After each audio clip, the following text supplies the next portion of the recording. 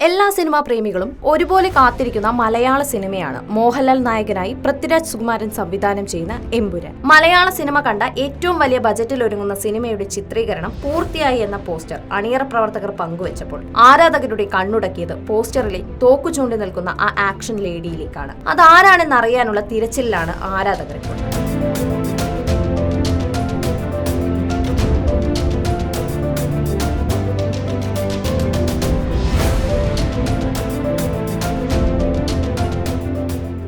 Hollywood നടിയായ Caroline കോസിയോളാണ് Prithviraj ചിത്രത്തിലെ action Queen. ചിത്രത്തിലെ poster നടി കൂടി പങ്കുവച്ചതോടെയാണ് ഇക്കാര്യം സ്ഥിരീകരിച്ചത്.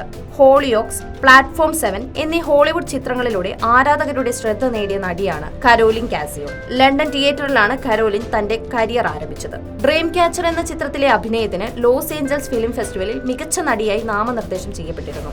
അനവധി ഭാഷകളിലെ നിരവധി താരങ്ങൾ എമ്പുരാനിൽ ഉണ്ടാകുമെന്നുറപ്പാണ്. നേരത്തെ ചിത്രത്തിന്റേതായി പങ്കുവച്ച പുറം തിരിഞ്ഞു നിൽക്കുന്ന ഡ്രാഗൺ ചിത്രം പതിപ്പിച്ച പോസ്റ്ററിലെ നടനെയും ആരാധകർ കണ്ടെത്തിയിരുന്നു. ഫ്രഞ്ച് നടനായ എറിക് എബോനിയാണിത്.